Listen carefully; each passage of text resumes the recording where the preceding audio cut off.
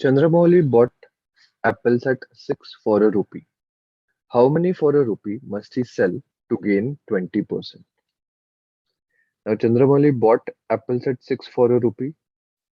So 6 apples for rupee 1. That means one apple, the price is 1 by 6. So this is the cost price. Now it is also given there is a profit of 20%. Whenever cost price, selling price, and profit or loss percentage is given, you can use this formula. Selling price is equal to cost price into multiplier. Now, because it is 20% profit, profit is similar to the concept of percentage increase.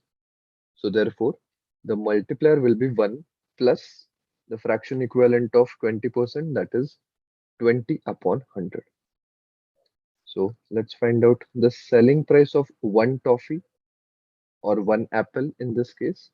So cost price of one apple is 1 by 6 and the multiplier becomes 1 plus 20 by 100.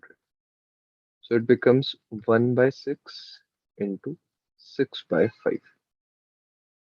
So the selling price of one apple is equal to 1 by 5. Therefore, number of apples bought in 1 rupee is equal to 1 upon 1 by 5, that is 5. So that's your answer.